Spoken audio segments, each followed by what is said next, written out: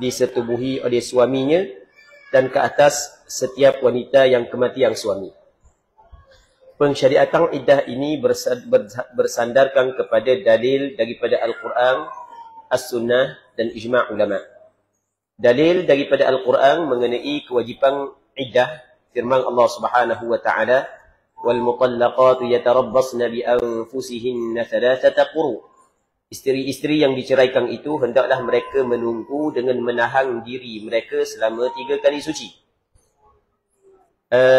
Firman Allah Subhanahu wa taala ayat yang berikutnya, walladzina yatawaffawna minkum wa yadharuna azwajan yatarabbasna bi anfusihinna 4 ashhurin wa 'ashra.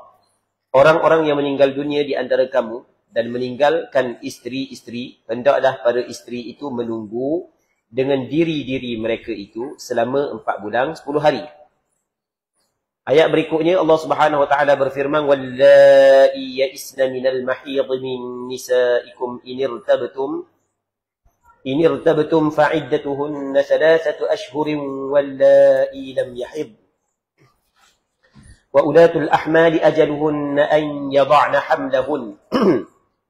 Maksudnya, dan perempuan-perempuan yang putus asa daripada haid di antara perempuan-perempuan kamu, jika kamu ragu-ragu yakni terhadap hukum mereka, maka masa iddah mereka adalah 3 bulan. Dan begitu juga perempuan-perempuan yang belum datang haid, iddah mereka 3 bulan. Dan perempuan yang hamil, waktu iddah mereka itu ialah mereka melahirkan kandungannya.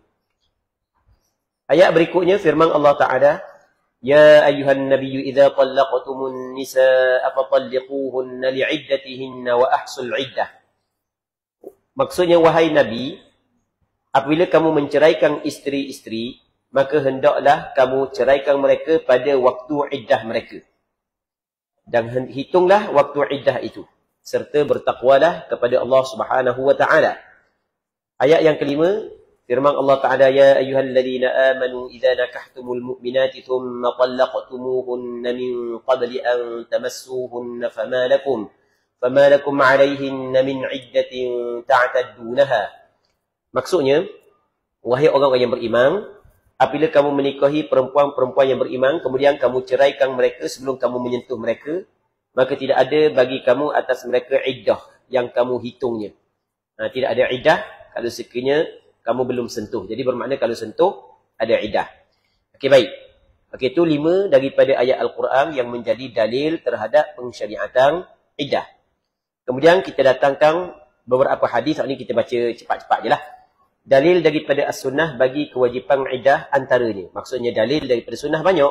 Antaranya adalah daripada Fatimah binti Qais radhiyallahu ta'ala anha, anna Aba Amr ibn Hafs طلقها البتة وهو غائب فأرسل إليها وكيله بشعير فسخطته فقال والله ما لك علينا من شيء فجاءت رسول الله صلى الله عليه وسلم فذكرت ذلك له فقال ليس لك عليه نفقة فأمرها أن تعتد في بيت أم شريك ثم قال تلك امرأة يغشاها أصحابي. Bacaan تلك امرأة يغشاها أصحابي.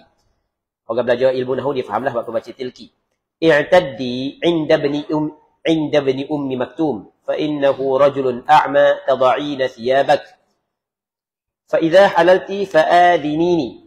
قالت فلما حللت ذكرت له أن معاوية بن أبي سفيان وأبا جهم خطباني فقال رسول الله صلى الله عليه وسلم وأما أبو جهم فلا يضع عصاه عن عاتقه وأما معاوية فسعلوك لا مال له انكحي أسامة بن زيد فكرهته ثم قال انكحي أسامة فنكحته فجعل الله فيه خيرا واغتبطت به. Maksudnya bahawa Abu Amr bin Hafs telah menjatuhkan talak 3 kepadanya, kepada Fatimah binti Qais.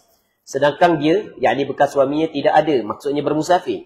Jadi ketika suami dia menjatuhkan talak 3 kepada isteri dia, suami dia tak ada rumah.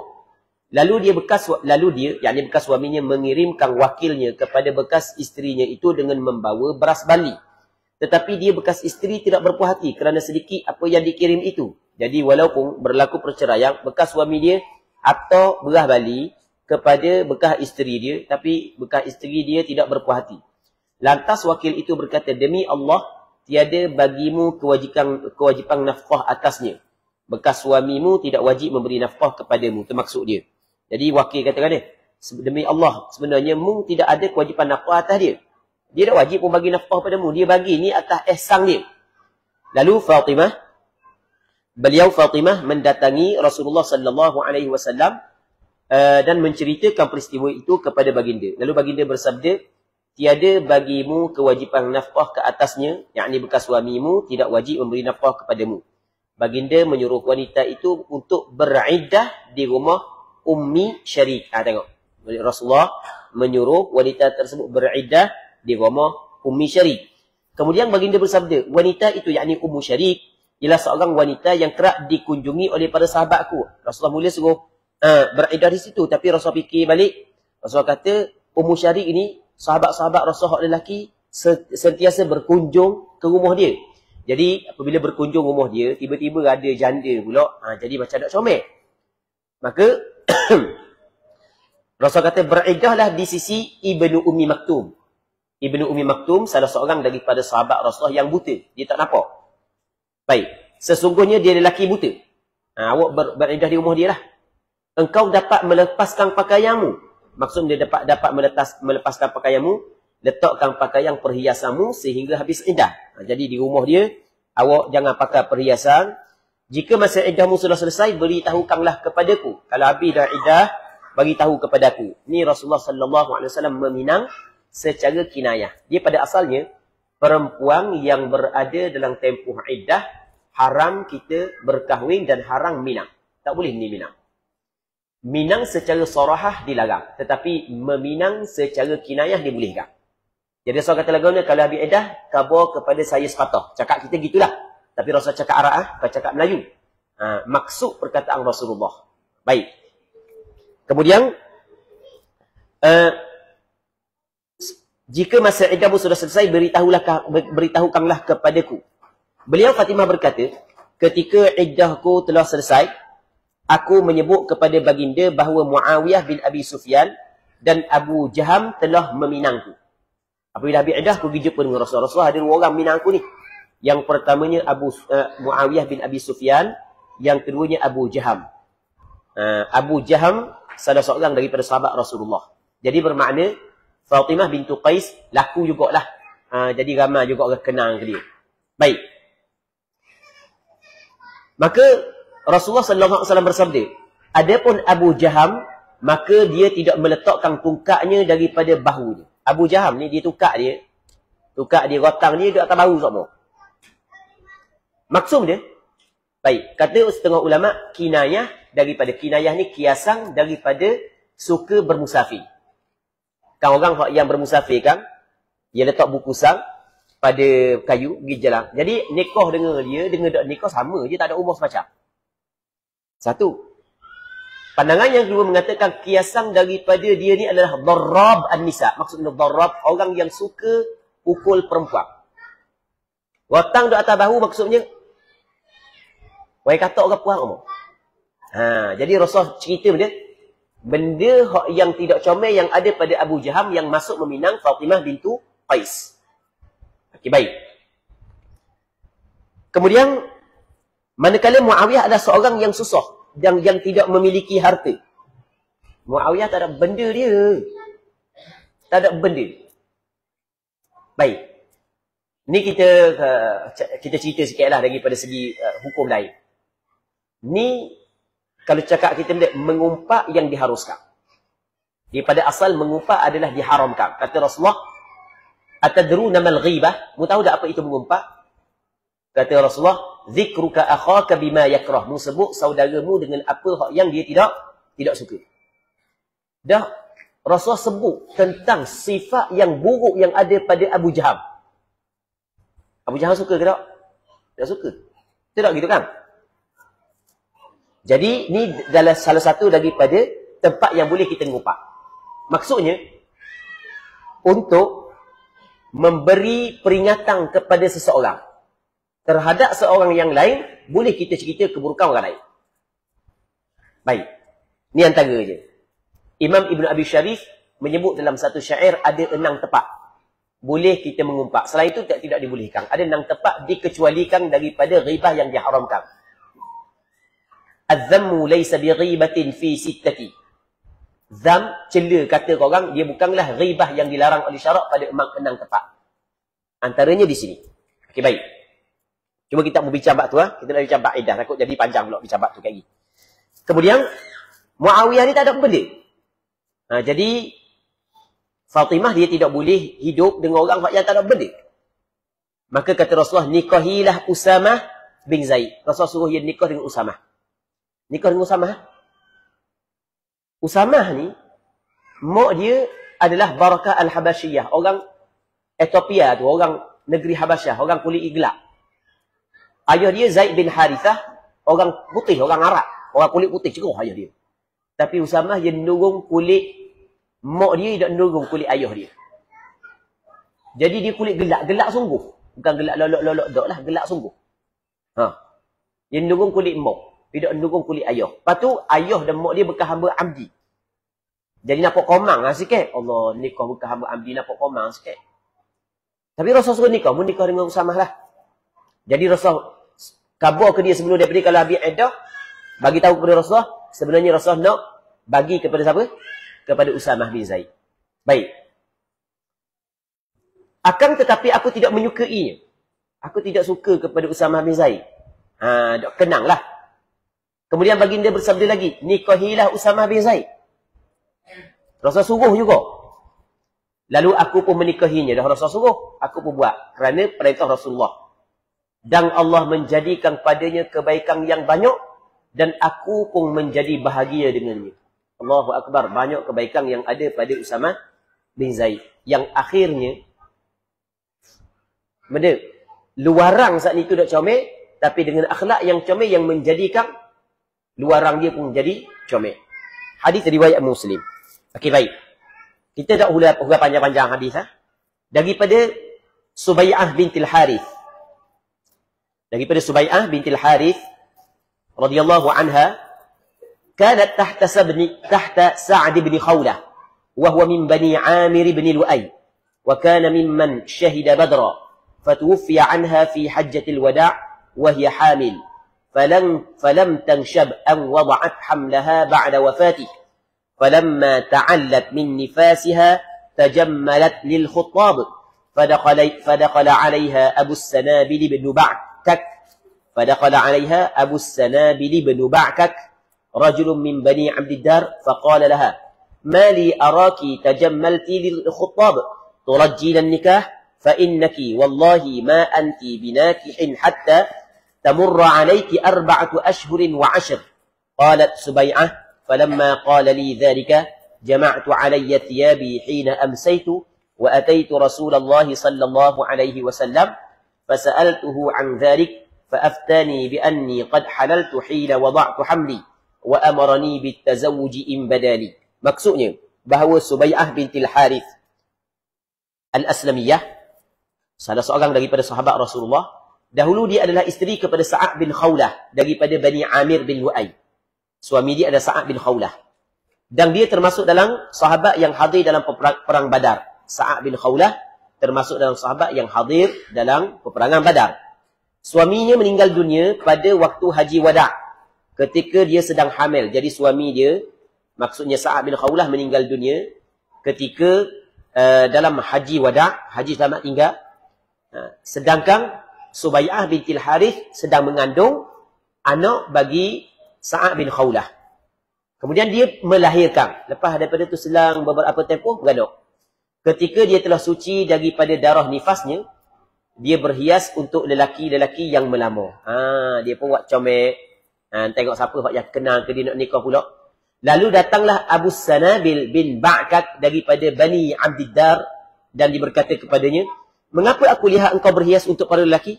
Nampaknya engkau ingin menikah. Demi Allah, engkau tidak boleh menikah sebelum berlalu masa 4 bulan 10 hari. Baik. Kata Abu Sanabil bin Ba'kak, demi Allah mu tidak boleh nikah melainkan berlalu 4 bulan 10 hari. Sebab tu iddahmu. Subai'ah berkata, ketika dia mengatakan hal itu kepada aku, maka aku memakai pakaianku pada waktu petang dan aku mendatangi Rasulullah sallallahu alaihi wasallam, lalu aku bertanya tentang hal tersebut. Maka baginda sallallahu alaihi wasallam menyatakan bahawa aku telah halal ketika aku melahirkan. Saling halal dah. Tak perlu tunggu 4 bulan, 10 hari. Sebab dia perempuan yang hamil, perempuan yang mengandung. Baginda sallallahu alaihi wasallam menyuruh aku berkahwin jika aku inginkan. Pakai hadis ni juga dalil terhadap pensyariatan iddah bagi perempuan yang mengandung sehingga bersalin walaupun tidak sampai 4 bulan 10 hari. Hadis ini dikeluarkan diriwayat oleh Imam Bukhari dan Muslim. Okey, baik. Selesai bab tu.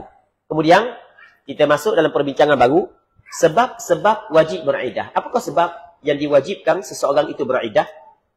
Seorang perempuan diwajibkan menjalani iddah disebabkan salah satu daripada perkara tersebut.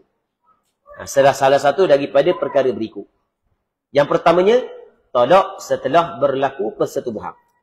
Jadi bermakna talak yang berlaku sebelum daripada persetubuhan, maka tidak ada iddah. Yang pertama, talak setelah berlaku persetubuhan. Ini sebab wajib beriddah. Yang keduanya, fasakh setelah berlaku persetubuhan. Fasakh nikah. Mungkin dengan sebab, dia banyaklah sebab yang boleh fasakh. Mungkin sebab tu daripada perempuan, mungkin daripada orang lelaki, macam-macam. Mungkin daripada dua-dua. Okey, baik. Jadi apabila berlaku fasakh nikah, setelah berlaku persetubuhan. Jadi setubuh dah. Lepas tu baru berlaku fasakh nikah. Maka wajib beriddah. Wati syubhah. Wati syubhah di antara salah satu sebab yang diwajibkan beriddah. Wati syubhah ni maksud wati syubhah. Seorang lelaki ingat ke perempuan tu isteri dia. Jadi orang puan pun ingat tu lelaki dia. Maka berlaku persetubuhan. Tiba-tiba rupanya bukan isteri dia. Wati syubhah tidak berdosa. Rabbana la tu'akhidna in nasina aw akhtana. Wahai Tuhan kami, janganlah hukum kami, jangan mengambil kesalahan kepada kami sekiranya kami terlupa ataupun kami tersalah. Baik. Wati syubhah, persetubuhan syubhah kerana keraguan. Persetubuhan yang berlaku dalam keadaan kekeliruan, berlaku kekeliruan. Di wati syubhah tidak diwajibkan, tidak berdosa. Anak yang dapat melalui wati syubhah, anak tu sah taraf. Ayah dia adalah lelaki tersebut. Walaupun ayah dia orang ni, mak dia orang ni. Ayah dia sah taraf. Mak tu jelas lah sebab mak tu yang melahirkan dia. Lepas tu ayah dengan mak dia pernah nikah. Tak pernah nikah. Ay pelik. Ada sah taraf tak pernah nikah. Akhir dia wati syubhah. Akhir dia adalah wati syubhah. Okay, baik. Kemudian, yang ketiganya kematian suami. Ada lagi sebenarnya. Li'an. Jadi apabila li'an juga termasuk dalam sebab yang mewajibkan iddah. Okay, baik. Yang keempatnya kematian suami. Ini kita sebut secara ringkas. Dalam bab ni, ana ada tulis sikit di bawah. Perhati ana ada tulis sikit di bawah. Talak setelah berlaku persetubuhan. Tengok bawah dalam nota kaki. Iddah tetap diwajibkan ke atas perempuan yang diceraikan setelah berlaku persetubuhan walaupun terdapat kepastian bahawa rahimnya bersih daripada benih lelaki tersebut. Isu ni dibincang oleh ulama fiqh ribuan tahun sebelum daripada ni. Bukan setahun dua, ribuan tahun. Ulama fiqh 1000 tahun lebih dah membincang isu. Imam Syafi'i lahir pada tahun 150 Hijrah, wafat pada tahun 204 Hijrah. Kita dengan Imam Syafi'i 1000 tahun lebih dah. Betul tak gitu? 1000 tahun lepas dah ni dibincang bab ni. Baik. Jadi iddah tetap diwajibkan ke atas perempuan yang diceraikan setelah berlaku persetubuhan walaupun terdapat kepastian bahawa rahimnya bersih daripada benih lelaki tersebut. Macam kita cerita tadi, ada sebahagian daripada orang dan ada sebahagian daripada orang ni berlatar belakang agama. Ada sebahagian orang berlatar belakang agama tetapi terkesan dengan pemikiran yang salah. Terkesan dengan pemikiran yang salah. Semua hukum hakam dia nak guna pada logik akal. Jadi dikata pensyariatan iddah adalah untuk memastikan rahim kosong daripada kehamilan. Dan kalau gitu pasti rahim kosong dah daripada kehamilan sebab cek belaka dengan teknologi sekarang ni. Jadi berlaku cerai tak ada dah. Haid-haid dah boleh nikah lalu dah. Betul tak? Tak betul. Sebab kita cerita dah sebelum ni Pensyariatan iddah bukan semata-mata untuk memastikan kosong rahim daripada kehamilan, bahkan ada juga amrun ta'abbudi. Ia adalah sebuah ketetapan yang ditetapkan oleh syarak yang perlu kita kena terima walaupun kita tidak faham apakah hikmahnya, apakah alasannya, apakah sebabnya. Okay, baik. Iddah tetap diwajibkan ke atas perempuan yang diceraikan setelah berlaku persetubuhan walaupun terdapat kepastian bahawa rahimnya bersih daripada bedah lelaki tersebut. Sebab dah duduk lama dah. 3 tahun dah duduk sekali. 3 tahun dah duduk sekali. Dan perkara ini disebut dalam beberapa kitab. Antaranya kitab Nihayatul Muhtaj, karangan Imam Ar-Ramli. Baik. Dia kata, wa in tayaqqana bara'atar rahim. Wa in tayaqqana bara'atar rahim. Dan disebut sebenarnya dalam kitab sebelum daripada kitab Nihayatul Muhtaj. Cuma anda nukil daripada kitab Nihayatul Muhtaj. Kalau nukil banyak, jadi tebal pula buku. Okey, baik. Kemudian, beberapa permasalahan penting. Okey, beberapa permasalahan penting. Tadi kita cerita sebab wajib iddah. Jelas dah. Sebab wajib iddah yang pertamanya, perceraian yang berlaku setelah daripada persetubuhan. Fasakh yang berlaku setelah daripada persetubuhan. Sama juga li'an. Lepas tu wati syubhah. Kematian. Okey. Ada beberapa permasalahan penting yang perlu kita kena faham. Yang pertama, tidak wajib iddah ke atas perempuan yang disetubuhi melalui perbuatan zina. Dalam mazhab Imam Syafi'i, mana-mana perempuan, na'udzubillah min dzalik, nas'alullah salamata wal afiyah, yang berzina, adakah diwajibkan dia beriddah? Tidak. Kerana perbuatan zina tidak dihormati oleh syarak.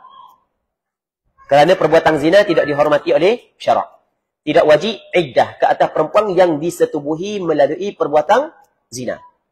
Okay, baik.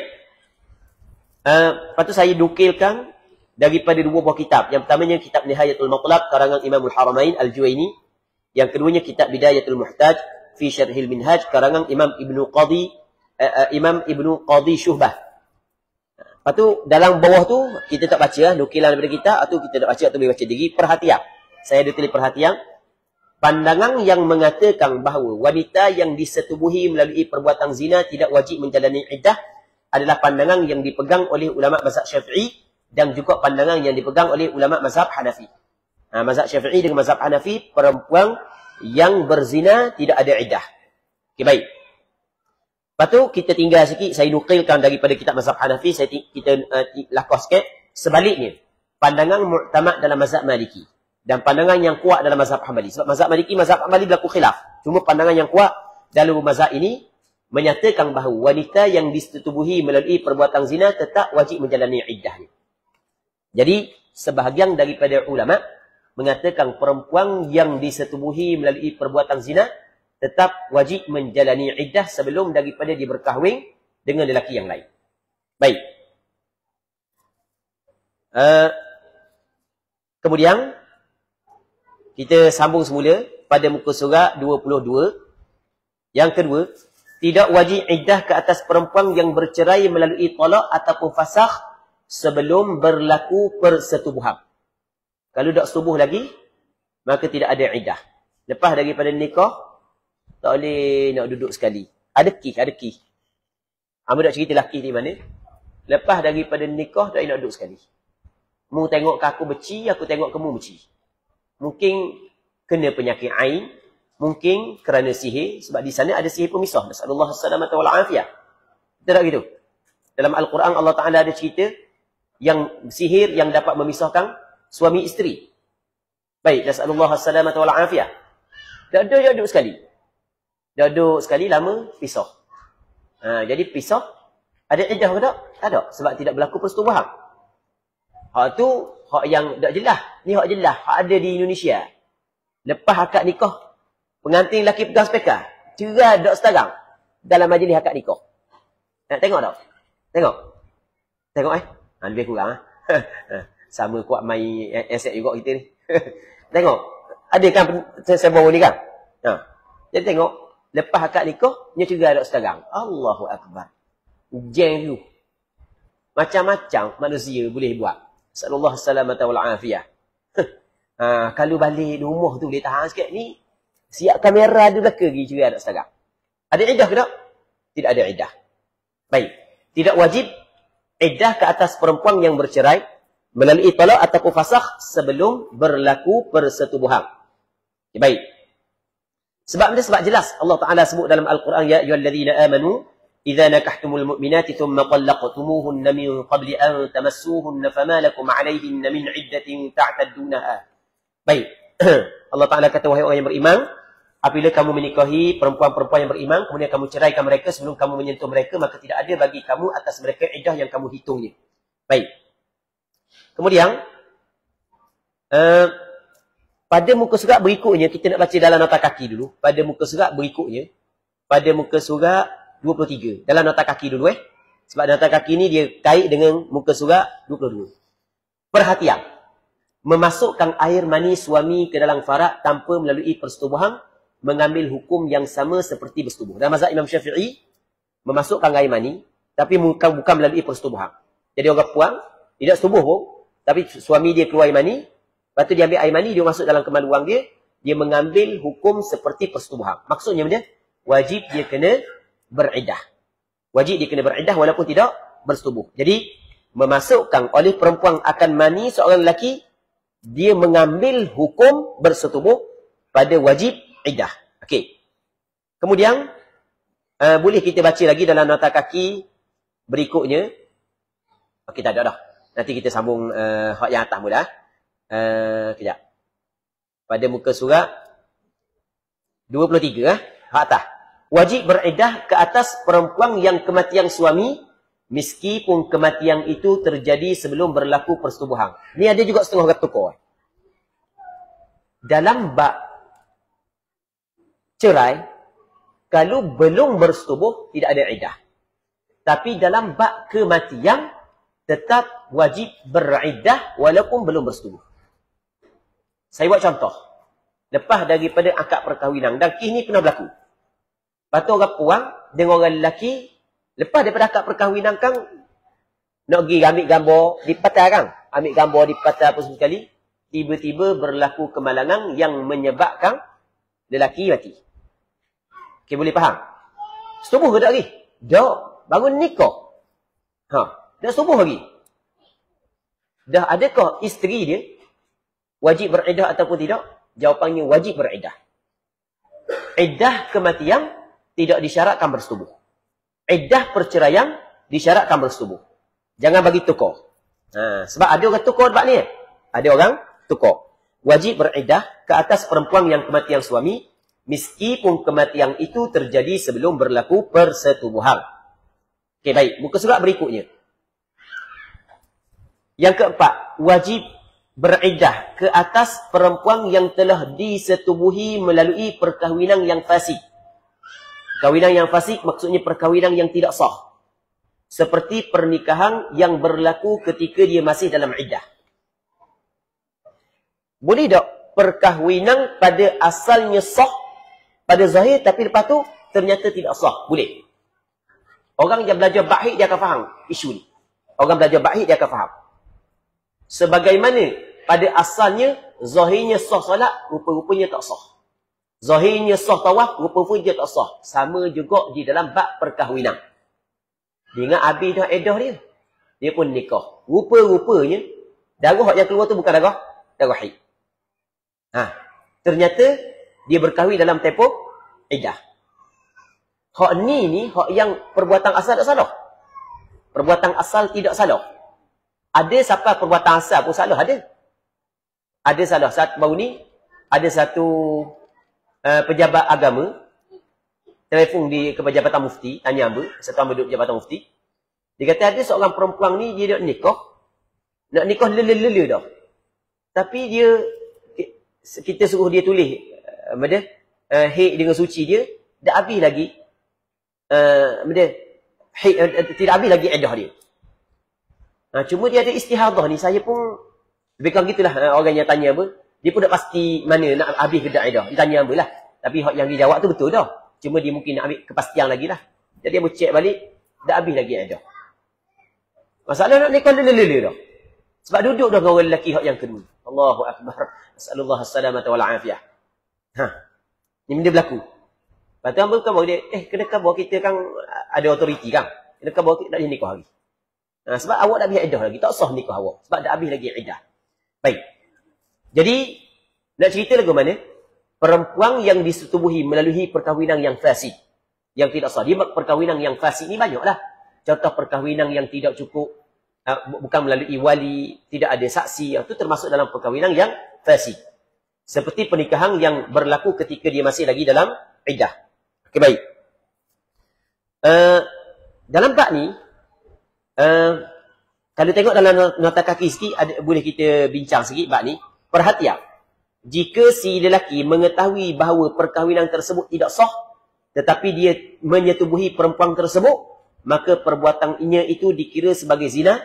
Oleh itu, zina tidak mewajibkan iddah. Oh, dia jelas. Berarti mana? Isu ni, kalau silap faham sikit, dia akan jadi tukar. Okey, sekarang ni, berlaku akad perkahwinan di antara seorang perempuan dengan seorang lelaki. Kadang-kadang perempuan itu wajib beriddah setelah daripada berlaku persetubuhan, kadang-kadang tidak wajib iddah. Bila tidak wajib iddah, kalau sekiranya si lelaki tersebut ketika dia bersetubuh, dia tidak mengetahui bahawasanya perkahwinan itu adalah perkahwinan yang fasid. Dia kira lelaki, bukan kira perempuan, kira lelaki. Orang lelaki itu tidak mengetahui perkahwinan itu perkahwinan yang tidak sah. Jadi dia menganggap perkahwinan sah, dia menganggap pada zahirnya perempuan itu adalah isteri dia. Tiba-tiba baru jelas, dah tak sah perkahwinan. Perempuan itu perlu menjalani iddah. Kerana berlaku wati syubhah. Berbeza. Orang lelaki, dia cek-cek balik lepas nikah dah. Tak sah nikah ni sebab dah habis iddah lagi Dia tetap bersetubuh juga. Maka perbuatan lelaki itu bersetubuh, perbuatan itu dikira perbuatan dia? Perbuatan zina. Zina tidak dihormati oleh syarak. Ada iddah tak perempuan tersebut? Tak ada iddah. Tidak ada iddah kalau lelaki itu tahu perkahwinan itu tidak sah, tiba-tiba dia bersetubuh juga. Ada iddah kalau lelaki itu tidak tahu, tidak sah, malaikat lepas bersetubuh baru dia tahu. Nampak dua perkara yang berbeza. Sebab itulah saya tulis di bawah tu. Perhatian, jika si lelaki mengetahui bahawa perkahwinan tersebut tidak sah, tetapi tetap dia menyetubuhi perempuan tersebut, maka perbuatannya itu dikira sebagai zina. Oleh itu zina tidak mewajibkan iddah. Tengok. Perbezaan cukup halus. Perbezaan cukup halus. Kemudian, jenis dan tempoh iddah. Jenis dan tempoh iddah. Kita bincang tajuk yang lain. Masuk tajuk bagus. Iddah, talak, fasakh dan seumpamanya. Seumpamanya, seumpama iddah, seumpama fasakh, iddah talak, iddah fasakh dan seumpamanya. Contoh seumpamanya dalam nota kaki saya ada tulis seperti wati syubhah dan li'an. Li'an tadi kita sebut dah. Kita sebut sekali lagi li'an. Baik. Lepas ni kita ada sebut dia, kita akan sebutlah dalam nota kaki apa makna li'an. Li'an ni gini. Seorang lelaki mendapati isteri dia berzina. Na'udzubillah min dzalik. Yang mana isteri dia tu na'udzubillah min dzalik, isteri itu mengandung daripada perbuatan zina, bukan daripada dia. Daripada segi hukum, kalaulah isteri dia melahirkan anak, maka anak itu dibengkang kepada suami dia. Sebab Rasul kata al-waladu lil firash walil ahiril hajar. Kata Rasul bagaimana? Al-waladu lil firash. Anak saat itu adalah milik kepada lelaki yang memiliki hamparan isteri, hamparan perempuan, suami dia. Kalau perempuan tu hamba abdi, anak yang dilahirkan oleh hamba abdi adalah anak kepada tuang dia. Walil ahiril hajar, bagi pengzina adalah batu, tak dapat bela. Kata Rasulullah sebut lagu tu. Pada zahir anak tu dinisbahkan kepada suami dia. Kalau suami dia kata bukan anak dia, maka suami dia perlu melakukan proses yang dikenali sebagai li'an. Li'an adalah supuh laknat. Apabila berlaku supuh laknat, maka dinafikan nasab anak tersebut. Dan dipisahkan di antara suami dan isteri. Dipisahkan selama-lama. Tak boleh dah. Dipisahkan. Apabila dipisahkan kerana li'an, maka perempuan tersebut mesti kena melalui iddah. Mesti kena beriddah. Kita contoh li'an. Wati syubhah kita cerita dah tadi. Seorang perempuan yang wajib menjalani iddah akibat talak ataupun fasakh dan seumpamanya lah. Tempoh iddahnya bergantung kepada keadaannya. Ya, tempoh iddah tidak sama. Yang pertama, jika perempuan tersebut hamil, iddahnya berakhir sebaik sahaja melahirkan anak. Jika perempuan tersebut tidak hamil serta masih mengalami haid, iddahnya adalah selama 3 kali suci. Lepas tu belum pernah mengalami haid, itu yang berikutnya, belum pernah mengalami haid atau telah berhenti datang haid. Dia tidak hamil dan belum pernah mengalami haid ataupun telah berhenti datang haid. Menopause dah, iddahnya adalah selama 3 bulan. Okey je lah. Iddah dia berapa bulan? 3 bulan. Jadi kita tengok. Jadi ada kala iddah tu bersalin. Ada kala 3 kali suci. Ada kala 3 bulan. Okey, kita tengok pada muka surat berikutnya. Iddah kematian suami. Perempuan yang kematian suami, iddahnya berbeza mengikut keadaannya. Yang pertama, jika tidak hamil, iddahnya adalah selama 4 bulan 10 hari. Merangkumi siang dan malam-malam. Kalau kita tengok sini, 10 hari, 4 bulan 10 hari. Mudah je. Dia mudah. Mudah nisbah kepada teori. Tapi, praktikal. Payah. Payah lagu mana payah? Lagu mana nak kira 4 bulan 10 hari? Lagu mana cara nak kira 4 bulan 10 hari? Nanti kita tengok perincian. Kita akan perincikan lepas daripada ni. Baik. Yang kedua, jika tidak hamil, iddahnya berakhir dengan bersalin. Jadi kesimpulan, perempuan yang kematian suami, iddahnya antara 2. Yang pertamanya adalah bersalin sekiranya hamil. Yang keduanya 4 bulan 10 hari sekiranya tidak hamil. Perempuan yang bercerai setelah daripada berlaku persetubuhan, iddah dia salah satu daripada 3. Yang pertama bersalin jika hamil. Yang keduanya 3 bulan. Kalau sekiranya belum datang haid ataupun habis dah haid. Yang ketiganya 3 kali suci sekiranya masih lagi datang haid. Okey, selesai. Perincian tempoh iddah. Perincian ni penting ni. Perincian tempoh iddah. Bagi seorang perempuan yang masih mengalami haid, tidak mengandung, serta telah disetubuhi oleh suaminya, tempoh iddah bagi talak atau fasakh adalah selama 3 kali suci. Itu jelas kan? Itu jelas. Sekali lagi ya. Bagi seorang perempuan yang masih mengalami haid, dia masih lagi datang haid dan tidak mengandung, dia tidak hamil, serta telah disetubuhi oleh suami, 3 syarat ni. Tempoh iddahnya bagi talak atau fasakh selama 3 kali suci. Jadi kalau cukup 3 syarat ni, iddahnya 3 kali suci. Yang pertamanya, perempuan itu masih mengalami haid. Yang keduanya, tidak mengandung. Yang ketiganya, telah disetubuhi oleh suami atau dia memasukkan air mani suami ke dalam kemaluan dia. Maka iddahnya adalah 3 kali suci. Okey jelas? Begitu juga iddah bagi wanita yang belum disetubuhi, tetapi dia telah memasukkan mani suaminya ke dalam faraknya. Kita cerita dah tu kan? Lepas tu saya nak datangkan pandangan mazhab lain sikit. Saya buat kesimpulan lah pandangan mazhab lain. Ada sebahagian daripada mazhab fiqh, dia kata lagu mana? Asal kata berlaku khalwa. Berlaku khalwa di antara perempuan dan suami dia walaupun belum bersetubuh. Lepas tu setelah itu berlaku perpisahan, wajib menjalani iddah. Okey, wajib menjalani iddah. Sebagai contoh. Okey, ataupun kita buat kesimpulan lah. Kita tak payah bincang panjang-panjang sebab banyak lagi isu kita nak bincang mengikut pandangan mazhab Imam Syafi'i. Saya buat 3.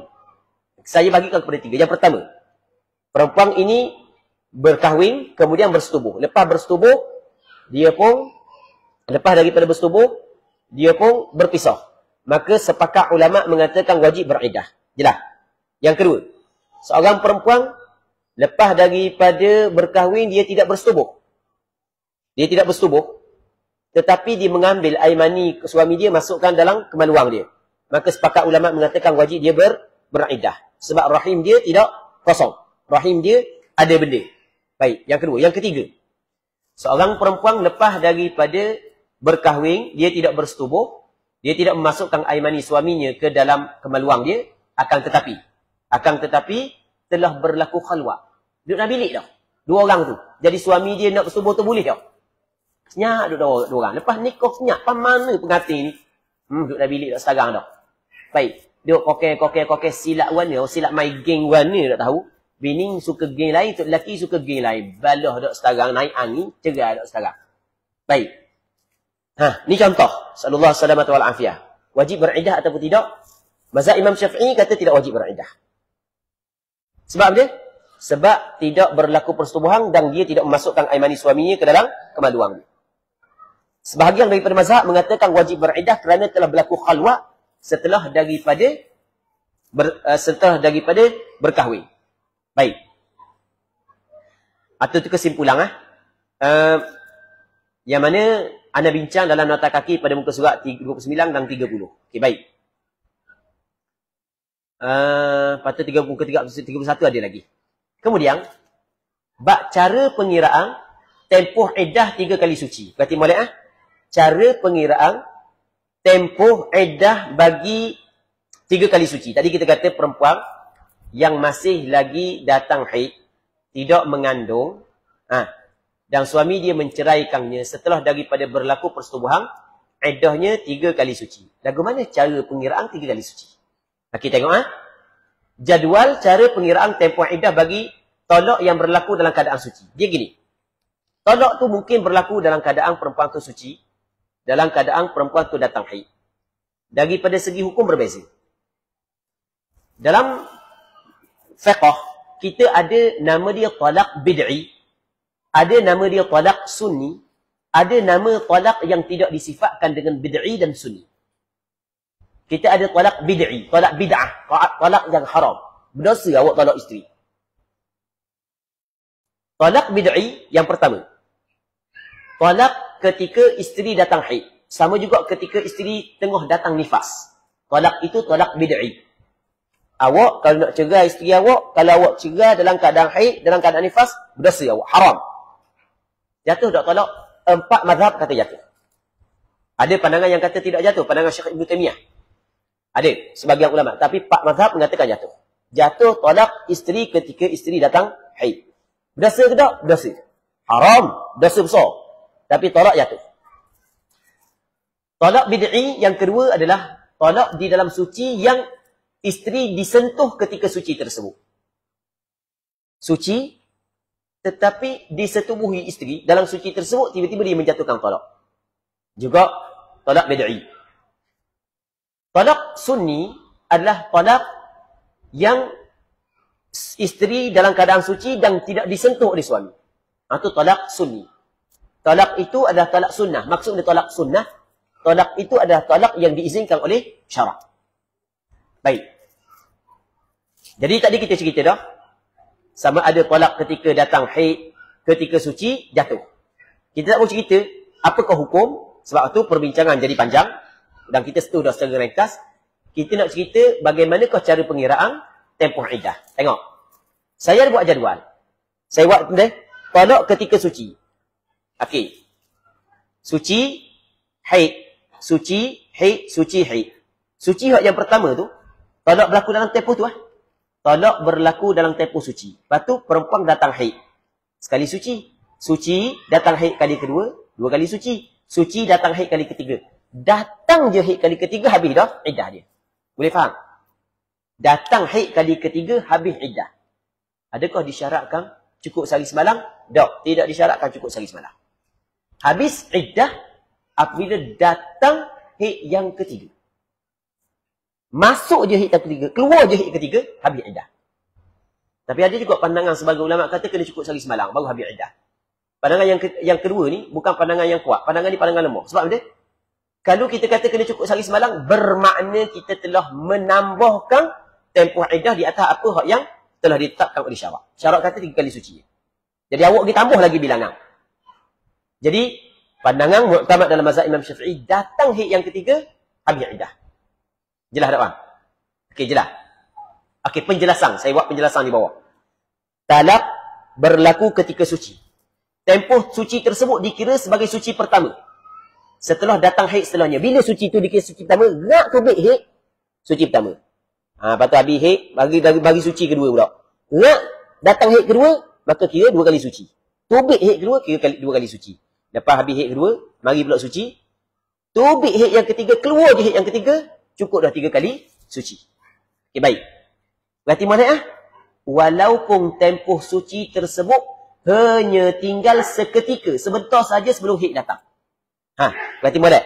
Walaupun tempoh suci tersebut hanya tinggal seketika sebelum haid datang. Tengok Katakanlah, orang puan ni dalam keadaan suci. Orang puan dalam keadaan suci. Suami ni baru mula suci. Suami dia cerai dia. Mungkin suci dia 15 hari. Mungkin suci 20 hari. Lepas tu baru datang haid. Datang dia haid, maka kira sekali suci. Satu. Yang kedua, tengah-tengah suci dah haid. 4 hari dah suci. Ataupun 10 hari dah suci. Ataupun 12 hari dah, 15 hari dah suci. Suami dia tertolak. Datang dia haid, maka kira sekali suci. Okey, bukan setakat tu, bahkan hanya tinggal 2 detik saja. Boleh faham tak? 2 detik. Masa suami dia menjatuhkan tolak, dia dalam keadaan suci, selang 2 saat datang haid. Maka hak tu kira dia sekali suci. Boleh faham? Kira sekali suci dah. Ambil ulang sekali lagi ya. Orang puang diceraikan dalam keadaan suci. Maka suci itu dikira suci pertama apabila datang haid setelah daripadanya.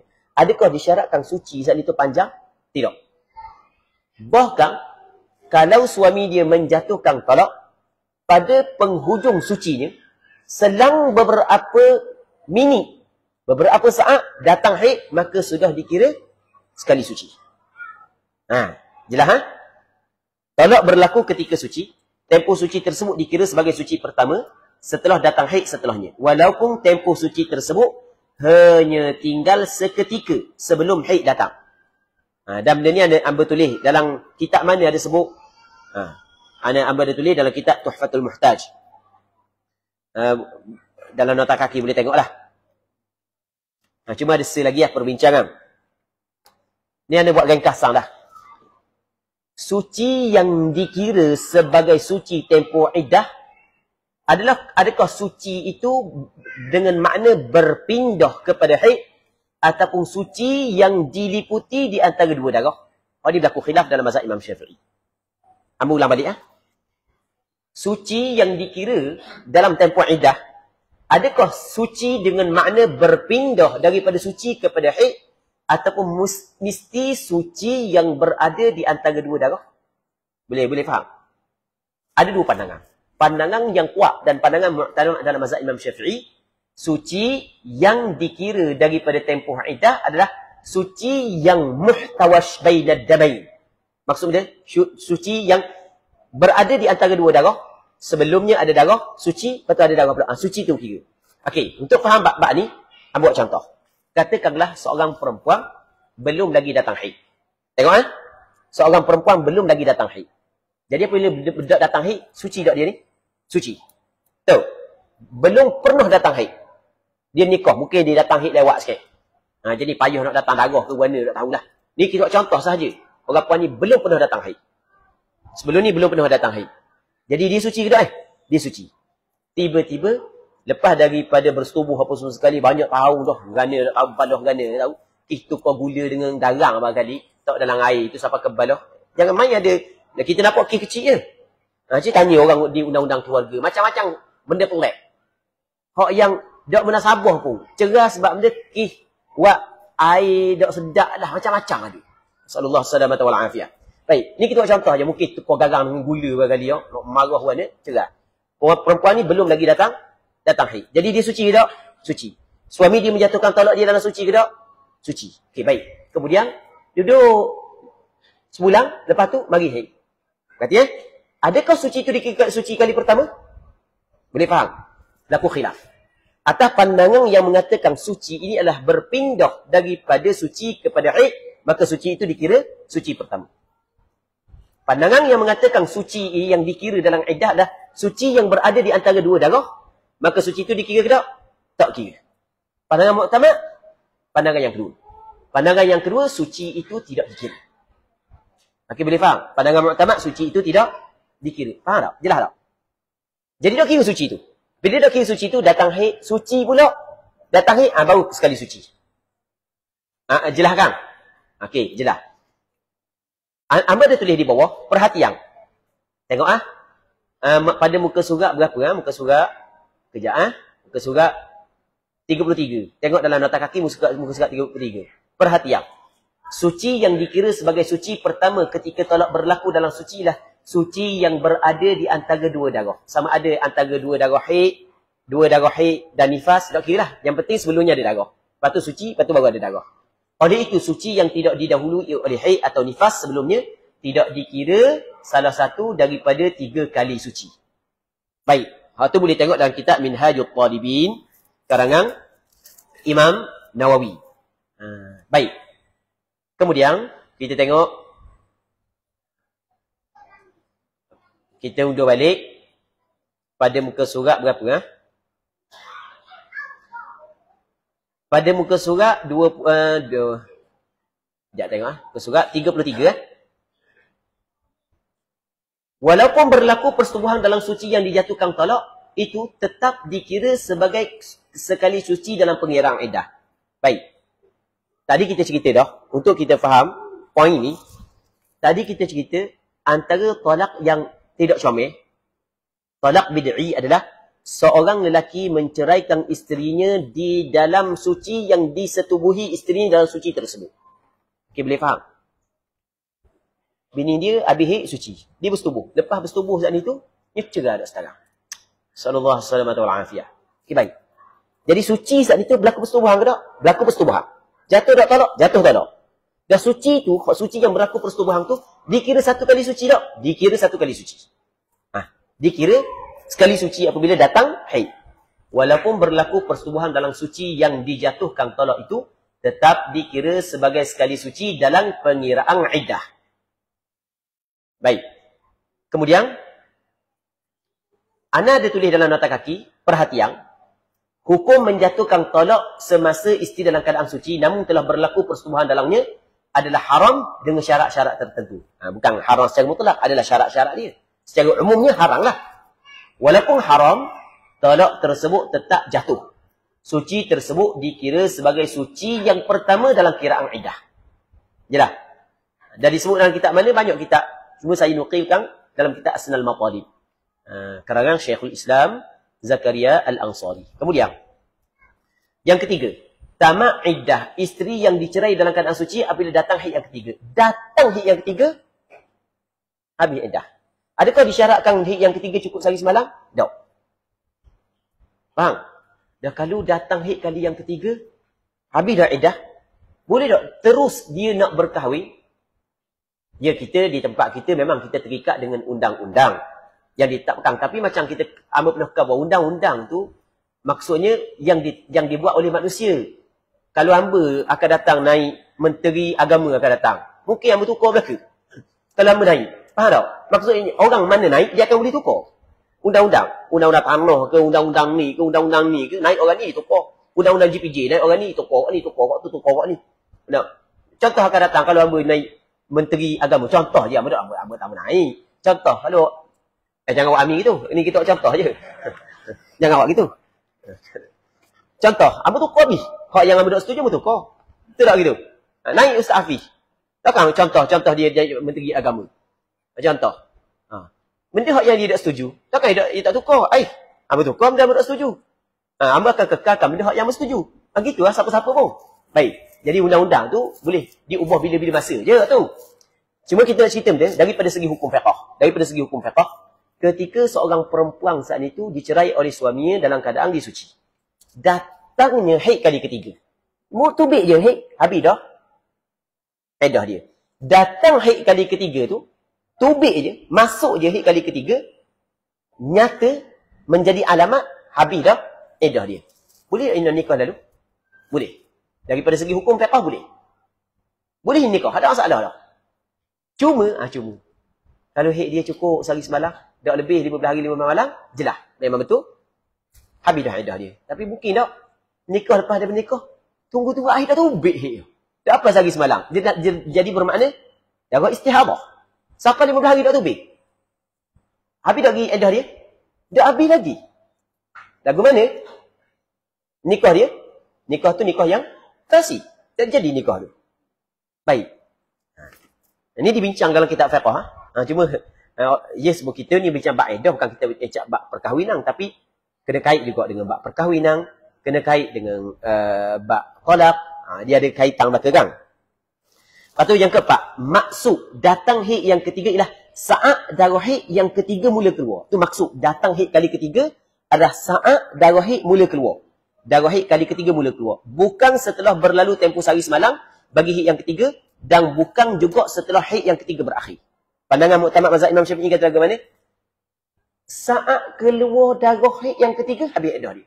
Bukan disyaratkan mesti kena cukup sehari semalam, bukan disyaratkan habis haid yang ketiga. Ni pandangan muktamad. Tapi hak yang kedua, yang dua lagi tu memang ada pandangan sebagian ulama dalam mazhab Imam Syafi'i.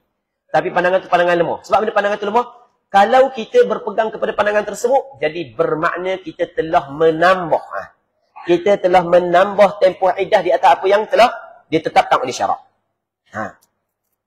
Jadi, Patan ada tulis dalam nota kaki, rujukan daripada kitab mana, boleh tengok.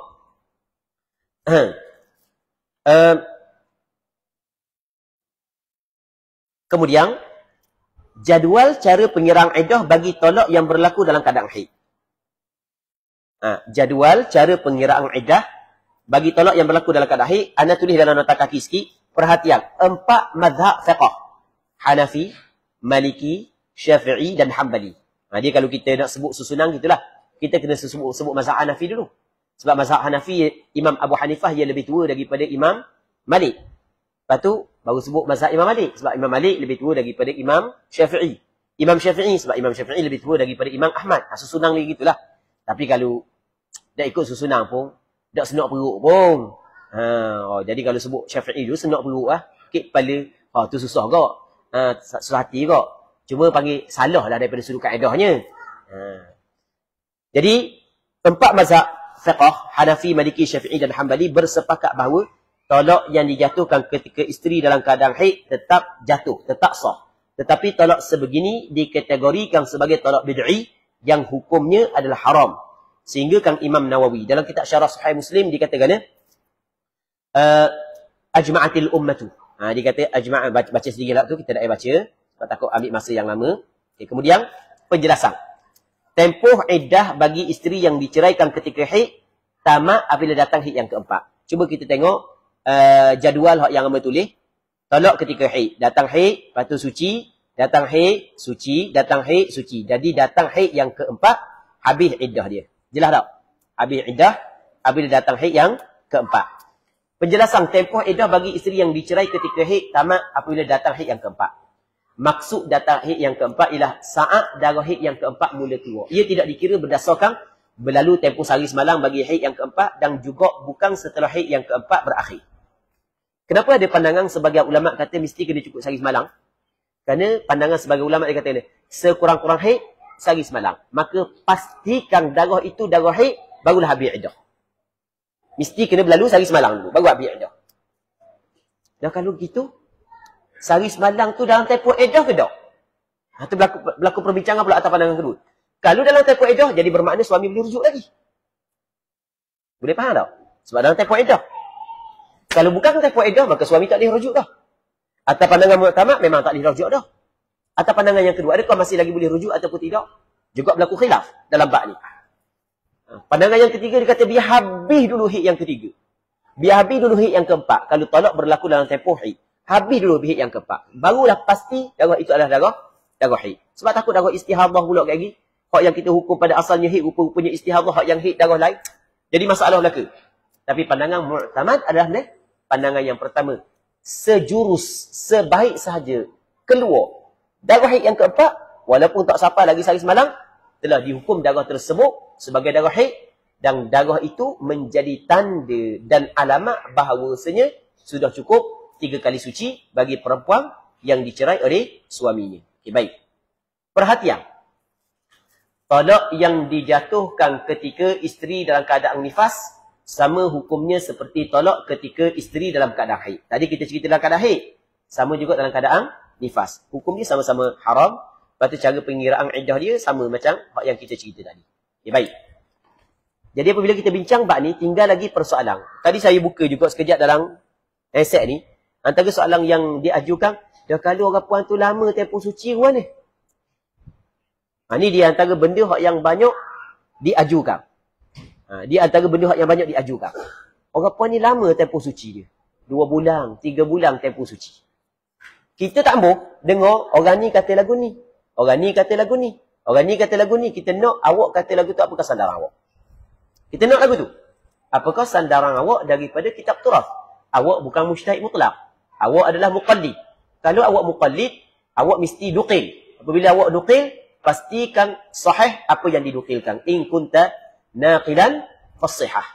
Begitu. Awak kalau nukil, awak kena pastikan kesahihan apa yang awak nukil, apa yang awak ketik daripada kalam ulama mu'tabar. Tapi wa in kunta mudda'iyan, kalau awak mujtahid mutlak, fadali, mudah aja. Datangkan dalil kalau awak mujtahid mutlak. Baik. Imam As-Suyuti, orang yang cukup alim. Karangan dia ratusan, lebih daripada 500 karangan dia. Dia kata data dunia ni ada orang yang lebih alim daripada dia. Dalam bab Quran dia pakar. Dia ada beberapa kitab tafsir. Dalam bab hadis dia pakar. Dalam bab usul fiqh asas cerita. Dalam bab qawaid fiqh, dalam bab ilmu nahwu, macam-macam pakar. Akhirnya dia mendakwa dia mujtahid mutlak. Adakah diiktiraf oleh ulama-ulama di zaman dia? Tidak. Ulama di zaman dia tidak iktiraf. Uji-uji adalah kali guna kaedah yang diasaskan oleh ulama lain. Awak mujtahid mutlak mesti kena guna kaedah sendiri. Jangan mengeluarkan hukum daripada Quran dan As-Sunnah. Kelah Imam As-Suyuti belum lagi diakui mujtahid mutlak dia. Baik. Dah zaman kita dakwah tu boleh, sebab dakwah tidak perlu bayar. Okey, baik. Kemudian iddah perempuan yang telah beradat tempoh sucinya panjang. Kata ya? Beradat. Maksud beradat biasanya tempoh suci dia panjang tu beradat. Beradat tempoh sucinya panjang. Perempuan yang telah beradat tempoh suci antara dua haidnya, perempuan yang telah beradat panjang tempoh suci antara dua haidnya, iddah cerainya tetap dikira dengan 3 kali suci. Saya ulang balik. Perempuan yang telah beradat tempoh sucinya panjang, lama. Orang puan ni, dia kata biasa-biasa tempoh suci saya 4 bulan. 4 bulan kok biasa-biasa. Lepas tu saya bercerai. Iddah saya lagu mana? Adakah 3 bulan? Ataupun iddah saya 3 kali suci? Iddah awak 3 kali suci. Iddah awak dia 3 kali suci. Dan apa 3 kali suci? Allah Ta'ala kabul lagu tu. Allah Ta'ala kabul lagu tu. Awak jangan pertikailah sebab Allah Ta'ala kabul. Wal mutallaqatu yatarabbasna bi anfusihinna thalathata quru. Allah Ta'ala kata awak kena menanti selama 3 quru. Hal ini kerana perempuan tersebut dalam kategori perempuan yang memiliki quru. Kealasan dia. Hal tersebut ini kerana perempuan tersebut dalam kategori perempuan yang memiliki quru. Suci yang berada di antara darah haid. Sesuai dengan firman Allah Ta'ala, wal mutallaqatu yatarabbasna bi anfusihinna thalathata quru. Dan perempuan-perempuan yang ditolak hendaklah mereka menahan diri menunggu selama 3 kali quru. Baik. Lepas tu saya ada tulis di bawah.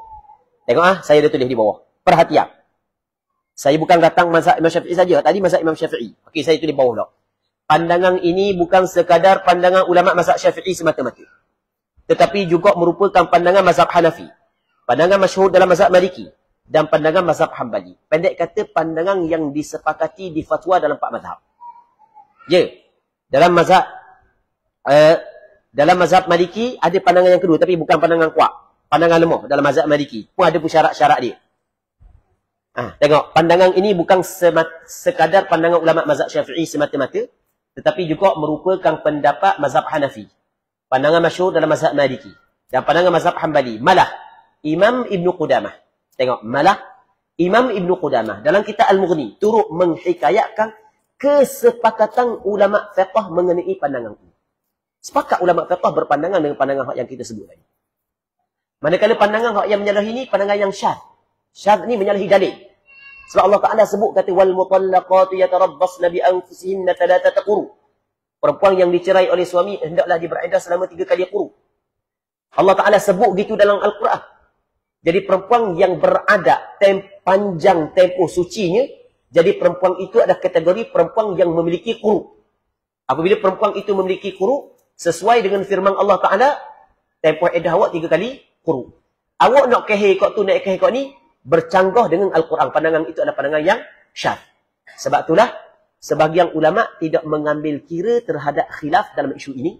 Kerana khilaf itu dianggap khilaf yang syadz. Tengok Imam Ibn Qudamah Al-Maqdisi, dalam kitab Mughni karangan Imam Ibn Qudamah, dia katakan ya, Faslun, fa in kanat 'adatul mar'ati an yataba'ada ma baina haydhatayha لم تنقض عدتها حتى تحيض 3 حيض وإن طالت لأن هذه لم يرتفع حيضها ولم تتأخر عن عادتها فهي من ذوات القروء باقية على عادتها فأشبهت من لم يتباعد حيضها ولا نعلم في هذا مخالفة. Tengok dia katakan ولا نعلم في هذا مخالفة. Imam Ibnu Qudamah kami tidak mengetahui ada ulama yang menyalahi pandangan.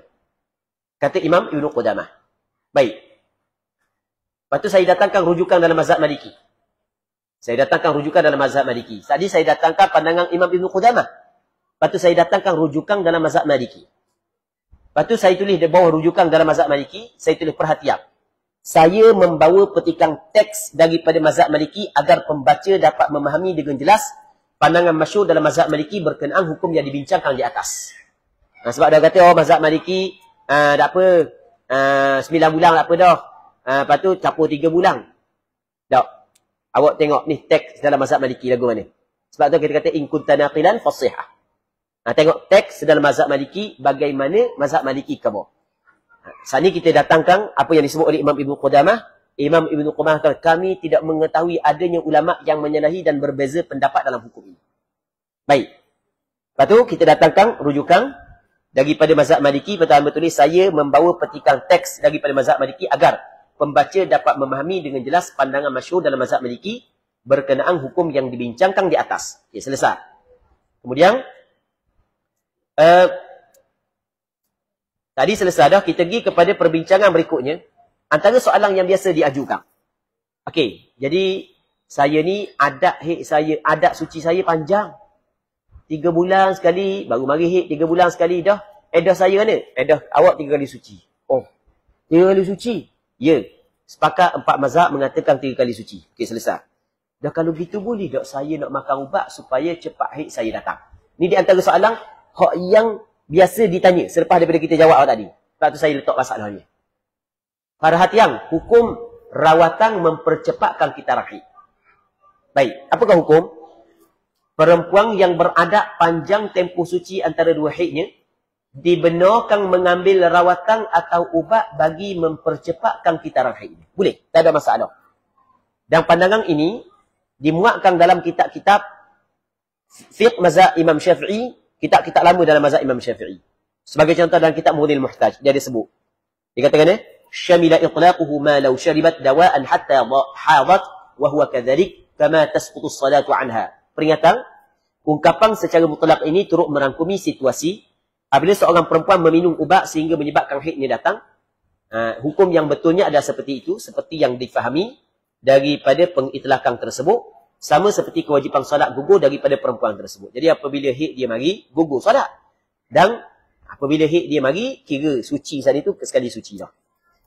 Baik, jadi boleh. Dia nak makan ubat, tidak menjadi masalah untuk mempercepatkan kitaran haid dia. Okey, baik. Kemudian, iddah bagi perempuan yang haidnya berhenti dengan kadar lama oleh kerana sesuatu sebab yang diketahui. Tengok, tadi kita cerita lagu mana? Iddah 3 kali suci bagi perempuan yang tempoh adatnya panjang. Tempoh sucinya adat kebiasaan panjang. Begini, silap. Hak yang betul gini. Tadi kita cerita iddah bagi perempuan yang masih lagi datang haid dan tempoh sucinya panjang telah menjadi adat bagi dia. Okey, hak tu jelas. Tetap iddah dia 3 kali suci. Dia tidak bertukar kepada 3 bulan. Dia tidak bertukar kepada 3 bulan. Sebab apa? Sebab Allah Ta'ala sebut dalam Al-Quran. Orang kata bertukar kepada 3 bulan ketika adat tempoh suci dia panjang, pandangan tu pandangan syar. Pandangan tu bermasalah. Bercanggah dengan Quran. Okey, boleh faham? Awak kata 3 bulan sebab dia atas sambil. Dalam Quran, 3 bulan Allah Ta'ala kata, وَاللَّائِي يَئِسْنَ مِنَ الْمَحِيضِ مِنْ نِسَائِكُمْ إِنِ ارْتَبْتُمْ فَعِدَّتُهُنَّ 3 أَشْهُرٍ. Untuk 3 bulan hanya perempuan yang belum datang haid dan perempuan yang menopause. Sekarang ni perempuan ni bukan belum datang haid. Bukan perempuan menopause. Jadi kenapa awak pergi letak 3 bulan? Jadi itu masalah. Itu sebab ada pandangan tu dikira pandangan dia. Pandangan syar. Pandangan yang menyalahi dalil. Bercanggah dengan Al-Quran. Okey, baik. Kemudian, iddah bagi perempuan yang haidnya berhenti dengan kadar lama oleh kerana sesuatu sebab yang diketahui. Tadi, tempoh sucinya panjang. Adat kebiasaan gitu. Itu jelas. Hak ni bukan adat tempoh suci dia panjang. Tapi kali ni suci dia panjang. Sebab dia suci panjang. Ada sebab yang dia ketahui. Sebab dia nyusu anak. Sebab dia nyusu anak, jadi tempoh suci dia panjang. Iddah bagi perempuan yang haidnya berhenti dengan kadar lama oleh kerana sesuatu sebab yang diketahui. Baik. Perempuan yang haidnya berhenti lama kerana sesuatu sebab yang diketahui seperti menyusu anak. Ya, perempuan kalau menyusu anak, jadi haid dia tak mari. Dia suci ya. Lama. Sedangkan dia belum menopause, hendaklah beriddah dengan 3 kali suci. Walaupun tempoh penantiannya itu panjang. Walaupun tempoh panjang penantian dia. Setahun tak mari haid. Dah kira lah 3 kali suci juga. Alasan penetapan hukum ini adalah apa? Apakah alasan penetapan hukum tersebut?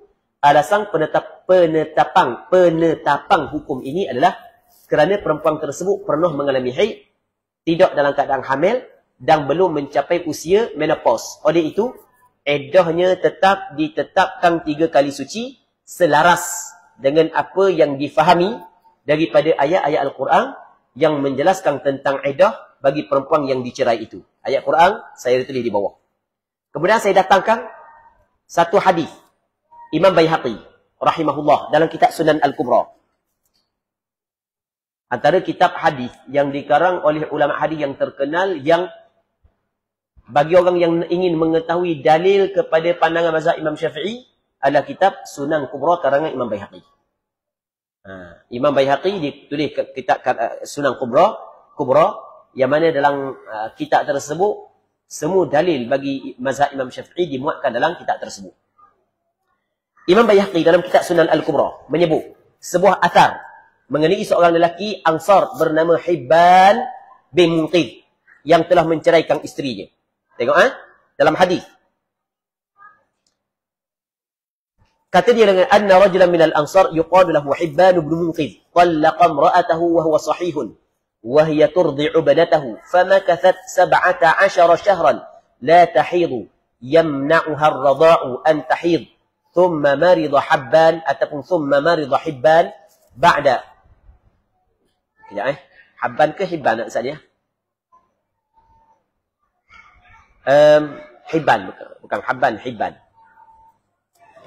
ثم مرض حبان بعد أن طلقها 7 أشهر أو 8 فقيل له إن امرأتك تريد أن ترث فقال لأهله احملوني إلى عثمان رضي الله عنه فحملوه إليه فذكر له شأن امرأته وعنده علي بن أبي طالب وزيد بن ثابت رضي الله عنهما فقال لهما عثمان رضي الله عنه ما تريان فقال نرى أنها ترثه إن مات ويرثها إن ماتت فإنها ليست من القواعد اللاتي قد يئسن من المحيض وليست من الأبكار اللاتي لم يبلغن المحيض ثم هي على عدة حيضها ما كان من قليل أو كثير فرجع هبان إلى أهله فأخذ ابنته فلما فقدت الرضاعة حاضت حيضة ثم حاضت حيضة أخرى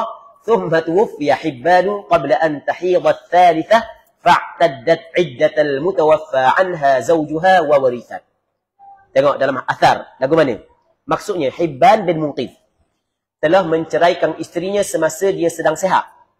Sedangkan isterinya itu masih menyusukan anak perempuannya. Isteri dia masih lagi menyusukan anak perempuan dia. Masa dia ceraikan isteri dia tengah sihat. Dia tengah sihat. Baik. Dan sebab kalau cerai ketika sakit, dia ada isu dalam bab pusaka. Ada perbincangan dalam bab pusaka. Tak apalah, kita mau bincang bab tu. Kemudian, selama 17 bulan, bekas isterinya tidak didatangi haid. Allahu Akbar. 17 bulan tak mari haid. Jadi dah habis sekali suci. Dah habis lagi sekali suci. Penyusuan itu menghalangnya daripada datang haid. Kemudian Hibban jatuh sakit. Selepas 7 atau 8 bulan dia menceraikannya. Tengok. Selepas daripada 7 bulan atau 8 bulan dia cerai bini dia jatuh sakit. Masa dia sakit itu, kemudian ada orang berkata kepadanya, kepada Hibban, isterimu ingin mewarisi daripadamu. Sebab tu dia terbaik juga susu anak. Siang malam susu. Tak boleh benda. Tak boleh keluar air. Sebab dia, kalau Hibban mati dalam sakit ni, jadi bermakna saya masih lagi berada dalam iddah. Maka saya berhak mendapat pusaka. Perempuan yang dicerai oleh suaminya dengan tolak pertama, tolak kedua, selama mana belum habis iddah, tadi kita cerita pada hukum dia, pada hukum isteri. Kalau suami dia meninggal dunia, dia dapat pusaka ke tak? Dapat pusaka. Kalau dia meninggal dunia, suami dia dapat pusaka ke tak? Dapat pusaka. Jadi, orang khabar, binimu tu, kuat nyusu anak. Siapa ke, duk hari hit lagi. Duk rasa, hak bagi cocok Hak bagi cocok nakal agak dia cocok Kawan ni okey dah, dia cocok nak sarang. Duk rasa dia nak makan saka mung. Sebab dia tengok mu sakit, bunyi kata mu sakit, dia kau banyak susu anak. Dia nak makan saka mung. Baik. Jadi, lalu, tengok. Maka dia berkata kepada keluarganya. Hibban khabar kepada keluarga dia. Bawalah aku kepada Uthman. Pipin, bawa aku pergi jumpa Sayyidina Uthman. Masa tu, zaman pemerintahan Sayyidina Uthman. Bawa aku pergi jumpa Sayyidina Uthman. Maksudnya dah Allah dah sakit Nak pergi tanya kat hukum kepada Pekolah kawan ni bawa pergi kepada Sayyidina Uthman. Bawa. Kalau zaman kita kok, dah nak pergi dengan dia. Biar. Ejah, VM Yuling buat apa? Ni kalau zaman kita. Biar, dia tanggung gosong buat apa? Baik. Kemudian, lalu, maka mereka membawanya kepada Uthman. Lalu dia menceritakan kepada Uthman tentang hal isterinya itu. Sedangkan di samping Uthman, ada Ali bin Abi Talib dan Zaid bin Thabit. Ulama-ulama besar di kalangan sahabat belakang. Sayyidina Uthman ulama besar. Sayyidina Ali, ulama besar. Zaid bin Thabit, ulama besar di kalangan sahabat ni. Ulama-ulama besar saja ni. Okey. Lepas tu, lalu Uthman berkata kepada mereka. Uthman mengajukan soalan yang diajukan kepada dia, kepada Sayyidina Ali dengan Zaid. Apakah pandangan kamu? Kamu pandangan lagu mana kamu berpandangan? Mereka berkata, kami berpandangan bahawa perempuan itu mewarisinya jika dia meninggal dunia, dan dia akan mewarisi daripada perempuan itu jika perempuan itu meninggal dunia. Panjang pun panjang lah. Panjang pun suci panjang lah. Tak habis lagi dah. Kalau Hibban mati, isteri dia dapat pusaka. Kalau dia mati, kalau isteri dia mati, Hibban dapat pusaka. Jadi apabila Hibban tahu lagu tu, tengok. Hibban pun, dah boleh lah. Kena buat tak boleh saka ke dia. Tengok. Jika dia meninggal dunia, dan dia akan mewarisi daripada perempuan itu. Dan jika perempuan itu meninggal dunia, mana kata? Okey, kerana perempuan itu bukanlah dari kalangan perempuan yang putus asa daripada haid. Bukan perempuan menopause. Dan bukanlah juga anak dara yang belum keluar darah haid. Jadi iddah dia tetap 3 kali suci. Walaupun tempoh suci dia panjang. Kemudian, perempuan itu masih berada dalam iddahnya yang telah lepas sedikit ataupun banyak. Masih lagi ada dalam iddah dia. Walaupun sikit, walaupun banyak. Kemudian Hibban kembali kepada keluarganya dan mengambil anak perempuannya. Dia balik keluarga dia, suruh ambil anak dia. Ambil anak dia. Dari susu lah. Baik. Jadi Hibban ingat ada saka dah Tapi rupanya takdir Allah Ta'ala mengatasi kehendak Hibban. Tengok. Kemudian, apabila perempuan itu tidak lagi menyusukan anak, dia telah datang haid sekali. Kemudian, datang haid lagi. Baru 2 kali datang haid. Kemudian, Hibban meninggal dunia, meninggal sebelum dia datang haid yang ketiga. Hibban meninggal dunia sebelum dia datang haid yang ketiga. Tak dang nak datang haid yang ketiga. Maksudnya, tak dang nak habis iddah. Hibban meninggal dunia. Jadi orang perempuan tu dapat saka ke tak? Dapat pusaka. Iddah perempuan itu bertukar daripada iddah wafat, iddah talak kepada iddah wafat. Okey, tengok. Maka dia beriddah dengan iddah. Kemudian datang haid lagi, kemudian Hibban meninggal dunia. Sebelum dia datang haid yang ketiga, maka dia beriddah dengan iddah wanita yang kematian suami, dan dia dapat mewarisi Hibban. Kata Imam Ibn Atha'illah As-Sakandari rahimahullah ta'ala, sawabiqul himam la takhriqu aswar al-aqdar. Sawabiqul himam, tinggi mana pun keinginanmu, mung tidak akan dapat merobekkan benteng-benteng takdir Allah Ta'ala. Dah takdir Allah Ta'ala lagu tu. Menawak lagu mana pun tak dapat lagi. Sawabiqul himam la takhriqu aswar al-aqdar. Tinggi mana pun himmahmu, keinginanmu, mung tidak dapat merobek, meruntuhkan benteng-benteng takdir Allah Ta'ala. Kalau kira hibang dia tak buri dah. Nak marah benar lagu tu. Dia kadang-kadang gitulah kan. Masa mula nak nikah, sebelum nikah tu Allah tak ada dah. Mu bulang, mu bintang, mu habis. Seru belaka. Dan baloh tak ada dah bulan bintang. Hak dalam hutang, hak dalam tanah hanya seru pula. Mu rimah, mu babi, mu jadi gitu pula. Sallallahu alaihi wasallam wal afiyah. Baik. Kemudian dalam bab ni, ana ada tulis sikit di dalam nota kaki. Perhatian, pandangan ini juga merupakan pandangan mazhab Hanafi. Pandangan ini merupakan pandangan mazhab Hanafi. Lepas tu, mazhab Maliki. Tapi mazhab Maliki ada sedikit perincian. Ada sedikit perincian. Dan mazhab Hanbali. Jadi pandangan yang kita cerita saat ni tu bukan hanya pandangan mazhab Imam Syafi'i. Pandangan siapa? Pandangan mazhab Hanafi. Pandangan mazhab Maliki. Cuma mazhab Maliki ada sedikit perincian. Lepas tu pandangan mazhab Hanbali. Okey. Kita baca sikit dalam nota kaki ya. Sebelum kita bagi kepada Ustaz Mang. Pandangan mazhab Hanafi mengenai iddah bagi perempuan dalam situasi di atas. Perempuan tersebut hendaklah menunggu sehingga haidnya datang. Kemudian beriddah dengan 3 kali haid. Sebab mazhab Hanafi bukan 3 kali suci, 3 kali haid. Situ berlaku khilaf lah. Tapi 3 kali tetap 3 kali. Cuma 3 kali haid ke 3 kali suci itu berlaku khilaf. Mazhab Hanafi 3 kali haid. Walaupun tempoh penantian itu panjang. Atau beriddah selama 3 bulan setelah mencapai umur menopause. Mazhab Hanafi kata awak kena tunggu sampai umur menopause. Lepas tu baru beriddah 3 bulan pula. Itu mazhab Hanafi. Sampai umur 55 tahun. Dengan pengetahuan Islam. Lepas tu baru iddah 3 bulan. Hal ini kerana perempuan tersebut pernah mengalami haid, tidak hamil dan belum memasuki fasa menopause. Oleh itu iddahnya adalah 3 kali haid selaras dengan apa yang difahami daripada ayat Al-Quran mengenai iddah. Lepas tu saya datangkan nukilan daripada mazhab Hanafi. Okey, pandangan mazhab Maliki. Yang saya kata ada sedikit perincian. Ini mazhab Maliki ya. Jika darah haid tidak datang disebabkan oleh penyusuan, maka wanita tersebut hendaklah menunggu sehingga haidnya datang untuk beriddah dengan 3 kali suci. Walaupun tempoh menunggunya lama. Kalau menyusu, sama. Dengan mazhab Syafi'i. Yang kedua, jika darah haid tidak datang disebabkan oleh sakit. Dalam mazhab Maliki kata kalau dia tak mari darah sebab sakit, maka terdapat 2 pandangan dalam mazhab Maliki. Yang pertama, perempuan tersebut hendaklah menunggu sehingga haidnya datang untuk beriddah dengan 3 kali suci walaupun tempohnya menunggunya lama. Ini sama dengan mazhab Syafi'i dan Hanafi. Yang keduanya, pandangan yang kedua, perempuan tersebut hendaklah menanti selama 9 bulan. Kemudian beriddah 3 bulan. Ini pandangan yang kedua. Tapi pandangan ini pandangan lemah dalam mazhab. Bukan pandangan lemah. Ini pandangan yang kedua dalam mazhab Maliki. Tapi kena ingat.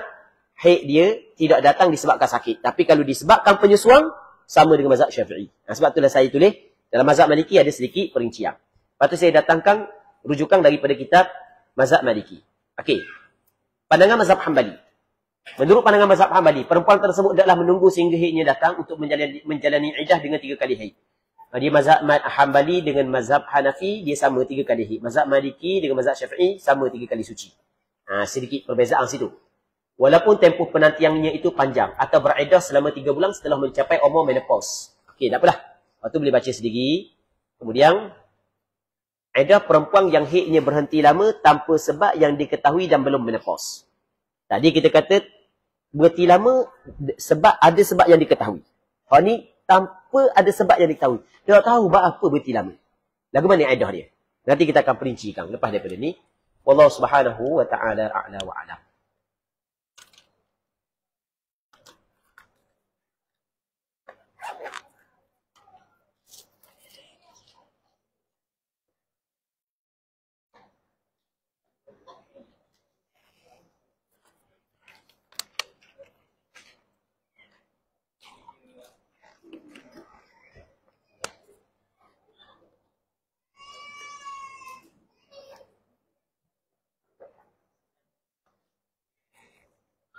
Alhamdulillah, terima kasih kepada Ustaz di atas penyampaian bagi siri yang kedua pada hari ini. Jadi sebelum kita lihat, kita ada buat tafsir dulu sekejap.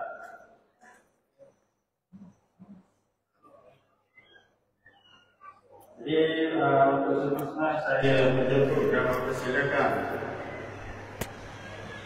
Saudara Muzakir untuk buat catatan talk pada pagi. Itu silakan. Sila buat 2 catatan talk. Mengisi lepas adanya insya-Allah.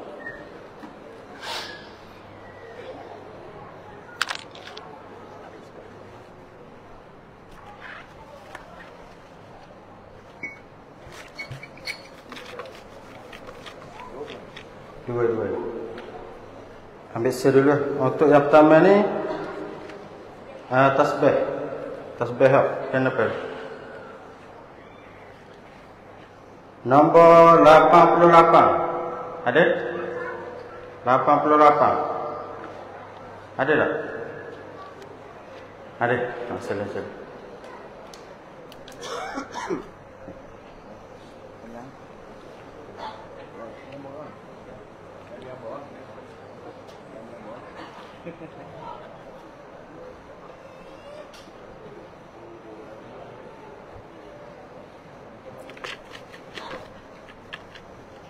Sebutan seterusnya buku ni, buku Sri Usrah bersama Ustaz Harun Taib, Tafsir Surah As-Saff, yang disponsor oleh Ustazah Dr. Hamidah Harun, bernilai RM15. 37, nombor 37. Ada? 37, 1. 37, 2. Haluan 2 tu ada tak? Kalau tak, agar ada kabaran kategori luar berapa? 37, 3. Tak ada? Kita lihat lelaki ke puang je.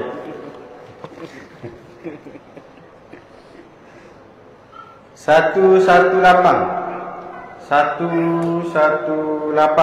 118.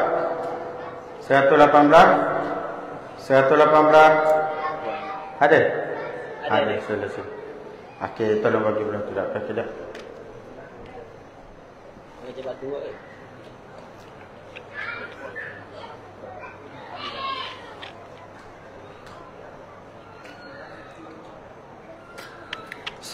Selagi ni hamper. Tak, selagi ni kan belakang.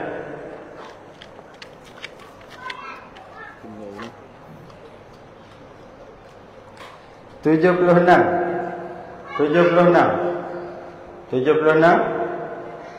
enam satu. Ada.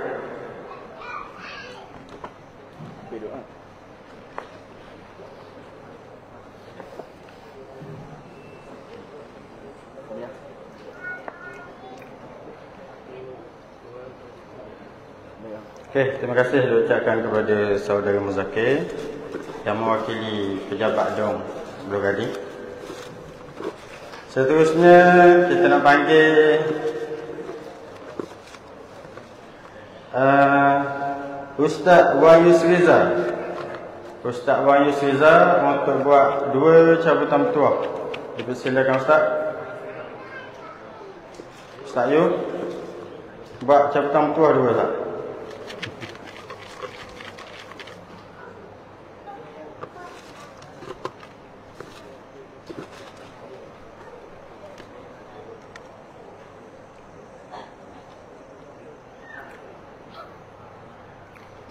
Ambil sel Ustaz untuk tasbih.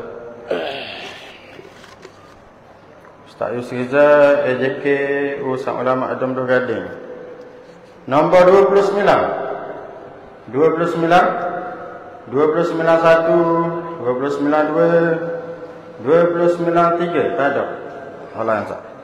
Ya payah dah Ustaz. Pandai terbiak mahal sikit. Tasbih kokang. 95 ada? 95 tak ada? Kita sementara tunggu makanan ni. Kita buat jabatan tuah dulu. Makanan tak sampai lagi. 142 142. 142. 142. 142. Ada. Sila ada. Nak ya?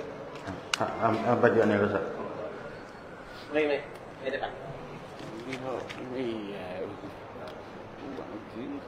Tengok tak? Buka pun, tiga backup pun ke pun. Tak. Tabakkan toilet dia.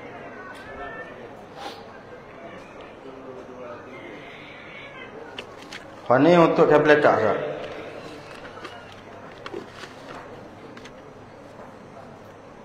66. Ada? 66. 66 1. 66 2. Ada? Sila. Mana? Dalam. Jadi. Kabel letak. Di bawah. Betul dah. Di bawah.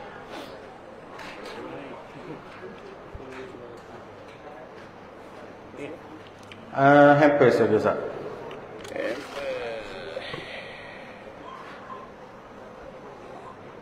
135. 135. 135. Tak ada Ustaz. Ambil ini. 45.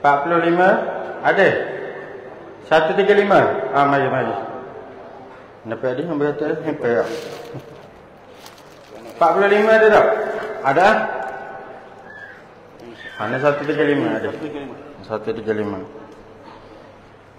Terima kasih diucapkan kepada Ustaz Wan Yusiza di atas penyampaian hadiah cendera hati. Makanan siapa lagi? Mesti dapat tak? Kita seterusnya saya menjemput dan mempersilakan Prof. Madya Dr. Hafizi bin Yusuf untuk buat cabutan tuah pada pagi ini.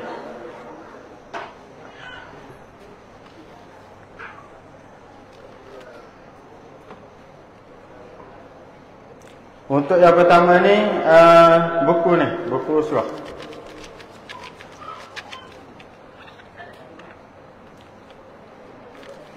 Berapa? Hasil Ustaz. 102. 102 ada? Ada.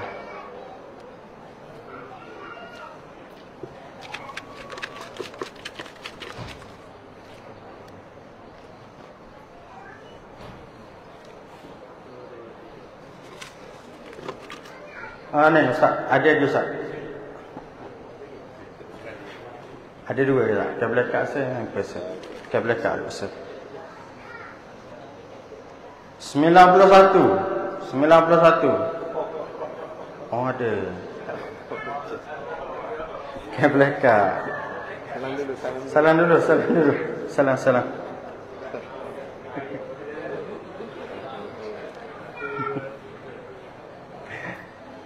Untuk seterusnya hamper Ustaz. Ingat boleh hamper tadi Hasan. 144. 144. Ada? Ada? Ada 144. Ustaz tolong bagi ketika Ustaz. Ada 2, 4, 6, 8. Ambil gambar kepingan. Buat kenangan. Ada 2, 4, 6, 8, 10 lagi hadiah. Ni kita buat Alfa Zuhur pula dah. InsyaAllah kita buat Alfa Zuhur. Gulba pun kita buat Alfa Zuhur tau. Itu Alfa Zuhur. Gulba 2 keping. Kaki jangan balik dah. Main Zuhur sini insyaAllah. Jadi terima kasih diucapkan kepada Al-Fadhil Ustaz Abu Sama. Terima kasih diucapkan kepada semua. Jadi insyaAllah kita akan sambung pula pada pukul 2. Lepas tu sampailah pukul 3 suku ataupun 3.30. Lepas tu kita akan sambung soal jawab. Tengok pada soalan dalam grup tu banyak juga, belah-belah juga. Mungkin kita akan berhenti lewat sikit lah. Kita akan berhenti lewat sikit untuk solat asar. Lepas tu kita pergi soal jawab. Lepas tu majlis penutup insyaAllah. Jadi terima kasih kepada semua. InsyaAllah sekejap lagi makanan akan sampai. Jadi boleh pakai ambil bakal makanan insya-Allah. Jadi kita tangguh dulu untuk sesi kedua ni dengan tasbih kafarah dan suratul Asr.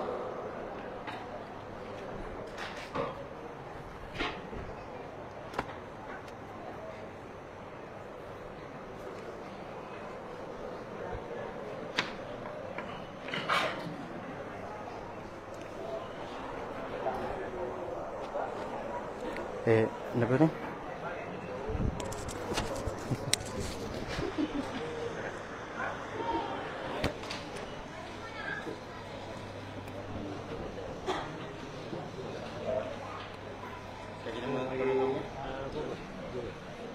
Cuba sebelum kedua, tapi kalau ambil lewat sini lagi.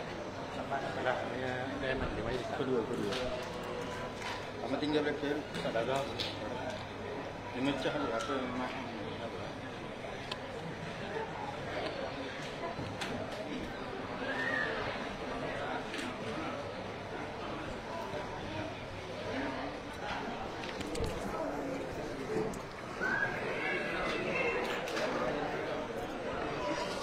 Tapi nombor saya pusat pilih tak? Nak kali ni boleh itu. Boleh je nak minta Ustaz Zahir pun tapi minta Ustaz pun. Baik, okey.